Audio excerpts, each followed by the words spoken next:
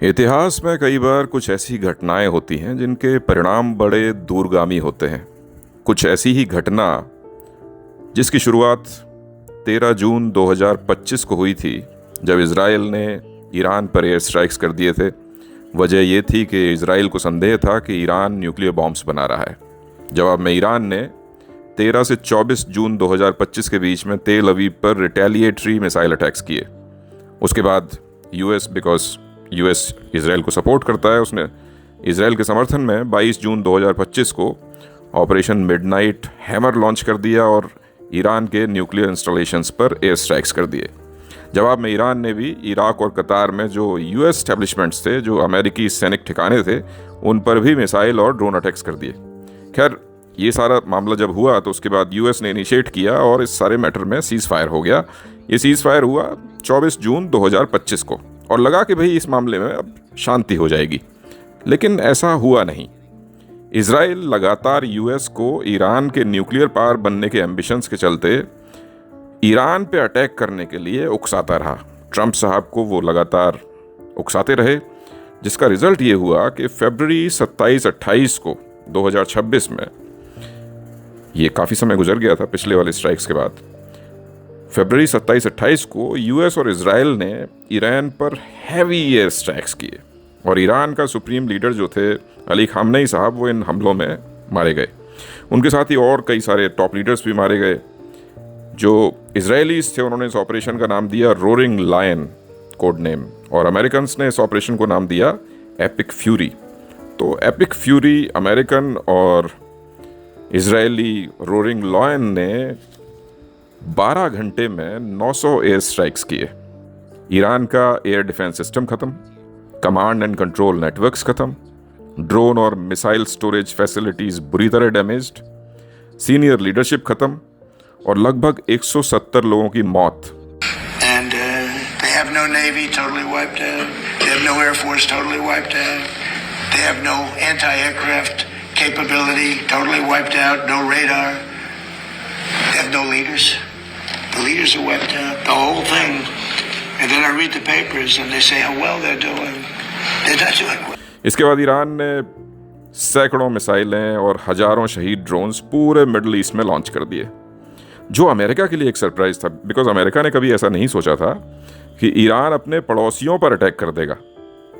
लेकिन ईरान की ये रणनीति सोची समझी थी, क्योंकि ईरान को ये पता था कि पूरे के पूरे मिडल ईस्ट में अमेरिकी ठिकाने हैं और उसने ये कहा कि भाई हम ये अटैक आपके ऊपर नहीं कर रहे, हम अमेरिकी ठिकानों के ऊपर कर रहे हैं। इसके साथ ही स्ट्रेट ऑफ हॉर्मुज को भी ईरान ने बंद कर दिया, वो रास्ता जिससे दुनिया का 20% क्रूड ऑयल शिप होता है, बहुत ही क्रिटिकल पाथवे। अब जब ये बंद हुआ तो पूरी दुनिया में ऑयल का संकट पैदा हो गया, क्योंकि जब ईरान ने स्ट्रेट ऑफ हॉर्मुज बंद किया तो बाकी सबका तेल तो रुक गया, लेकिन ईरान का अपना तेल लगातार शिप होता रहा। ईरान में एक शैडो फ्लीट ऑपरेट करता है और शैडो फ्लीट ईरान के प्रॉपर एक्सपोर्ट से इतर ऑयल को दूसरे कंट्रीज तक पहुंचाता रहता है। उसमें रशियंस भी शामिल हैं, चाइनीज़ भी शामिल हैं और दूसरे कंट्रीज भी शामिल हैं। और शैडो फ्लीट कैसे ऑपरेट करता है कि ईरान से तो वो जहाज़ निकलते हैं ईरानी झंडे के तले, बीच समुद्र में वो झंडे बदल देते हैं और उसके बाद किस डेस्टिनेशन पे जाते हैं उन्हें ट्रैक करना बड़ा ही मुश्किल है। लगभग 1 मिलियन बैरल ऑयल हर डे शिप किया ईरान ने।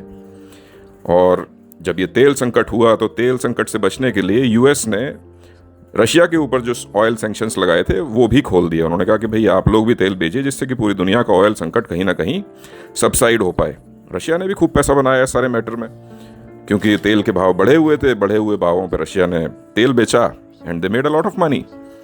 जब सब कुछ करके देख लिया और ट्रंप साहब को कोई रास्ता नज़र नहीं आया, तो उन्होंने पाकिस्तानियों को, स्पेशली जनरल मुनीर और पीएम शहबाज शरीफ को काम पे लगाया कि भाई इस सारे मामले में आप सीज़ फायर करवाइए। तो 8 फरवरी को पहली बार सीज़ फायर हुई और ये कहा गया कि भाई ये 2 हफ्ते के लिए सीज़ फायर हुई है, लेकिन उसके बाद भी छुटपुट घटनाएं होती रहीं। तो उसके बाद ट्रंप साहब ने 13 अप्रैल को यूएस नेवल ब्लॉकेड लागू कर दिया। उन्होंने स्ट्रेट ऑफ हॉर्मुज के बाहर ओमानी एरिया में पूरी तरह से समुद्र को ब्लॉक कर दिया और वहाँ से सारे शिप्स को बंद कर दिया। तो अब इसकी वजह से हुआ क्या कि ईरानियन ऑयल भी स्ट्रेट ऑफ हॉर्मुज से बाहर नहीं निकल पाया। ईरान का जब तेल रुका तो उसे लगभग $500 मिलियन पर डे का लॉस होना शुरू हो गया, क्योंकि तेल बिकना बंद हो गया। साथ ही उसकी जो ऑयल एक्सप्लोरेशन है, देखिए ऑयल एक्सप्लोरेशन एक कॉन्टिन्यूस प्रक्रिया है। तेल की जो कुएं हैं वो लगातार चलते रहते हैं, उन्हें आप रोक नहीं सकते। तो जब वो लगातार ऑयल पंप होके बाहर आ रहा है तो आपको कहीं रखना भी पड़ेगा। तो ईरान के जो ऑयल रिजर्व्स हैं वो भी भरने लगे। इसकी वजह से पहली बार ईरान पे प्रेशर पड़ने लगा। अब जब ईरान के ऊपर प्रेशर पड़ा तो सारा मामला फ्लिप फ्लॉप करके लगभग 34 दिन तक चलता रहा, लेकिन साथ ही साथ जो प्रयास थे सीज फायर के वो भी जारी रहे। फाइनली जून 17, 2026 को डील हो गई, वही डील जिसका सबको इंतजार था।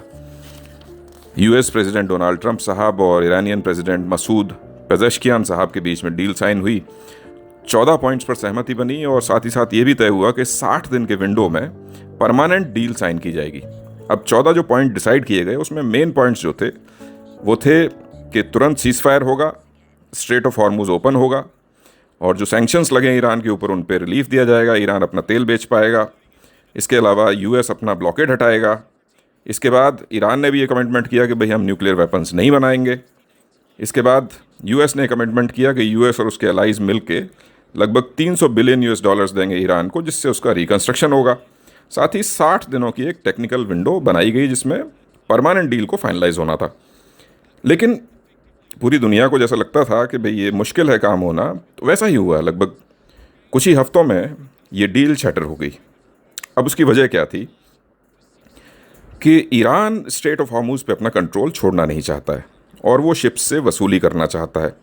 बहुत सारे शिप्स ने जो स्ट्रेट ऑफ हॉर्मुज से निकलते हैं, वो पहले मिडल से निकलते थे स्पेस के, अब वो जो ओमानी एरिया है वहाँ से निकलना शुरू कर दिया उन्होंने।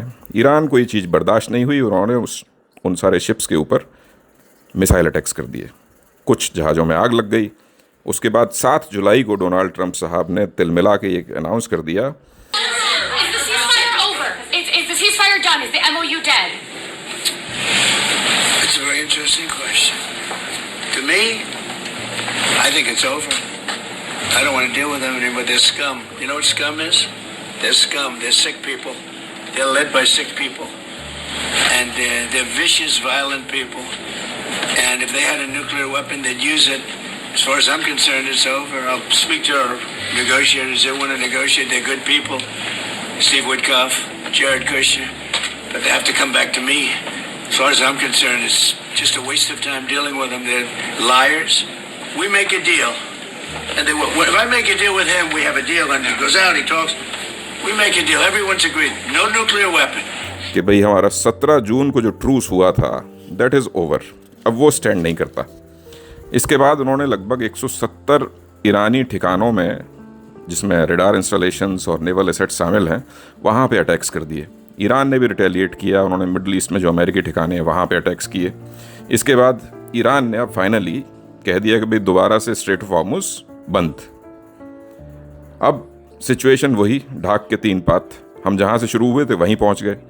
अब फिर से ट्रंप साहब कह रहे हैं पाकिस्तानीज को, ओमानीज को कि भाई आप नेगोशिएट करा दीजिए। अब नेगोशिएशन की बात चल रही है और ये सुनने में आया है कि 17 जुलाई को एक बार फिर से पीस टॉक्स होंगी। तो देखिए ये सारा मसला जो है, इसका कंक्लूजन ये है कि ये चलता रहेगा, ये बड़ी आसानी से सॉल्व होने वाला नहीं है। ट्रंप साहब बिजी रहेंगे, परेशान भी रहेंगे, उनके साथ साथ उनके मिडल ईस्टर्न फ्रेंड्स भी परेशान रहेंगे। अब इस सब से होगा क्या? होगा ये कि देखिए, जैसे रशिया यूक्रेन वॉर ने रशिया को कमज़ोर किया, वैसे ही यूएस ईरान वॉर यूएस को कमज़ोर करेगी। उसकी साख घटेगी, इकोनॉमी पे प्रेशर आएगा, पेट्रो डॉलर कमज़ोर पड़ेगा। फ़ायदा किसे होगा? आप सभी जानते हैं, चाइना को फ़ायदा होने वाला है। China is going to be the new global super power. और इस तरह के जो ट्रांजिशंस होते हैं हिस्ट्री में, वो हमेशा सबको परेशान करते हैं। तो ये ट्रांजिशन भी आपको परेशान करेगा, क्योंकि ग्लोबल ऑयल सप्लाई डिसरप्टेड रहेगी, जिसकी वजह से ऑयल फ्लोज डिस्टर्ब रहेंगे। तेल की कीमतें ऊपर रह सकती हैं, फ्यूल की कीमतें ऊपर रह सकती हैं। फिर अल्टरनेट रूट्स को एक्सप्लोर किया जाएगा, सोर्सेज को भी एक्सप्लोर किया जाएगा, और ये मसला भी रशिया यूक्रेन की तरह चलता रहेगा। तो जैसे रशिया यूक्रेन का मामला चल रहा है, बाकी दुनिया आगे बढ़ गई है, वैसे ही ये यूएस ईरान का मामला भी चलता रहेगा और बाकी दुनिया आगे बढ़ जाएगी। और probably in times to come we will see कि अमेरिका की जो जगह है ग्लोबल सुपर पावर वाली, वो चाइना ले लेगा। हिस्ट्री ऐसे ही चलती है और ऐसे ही चलती रहेगी।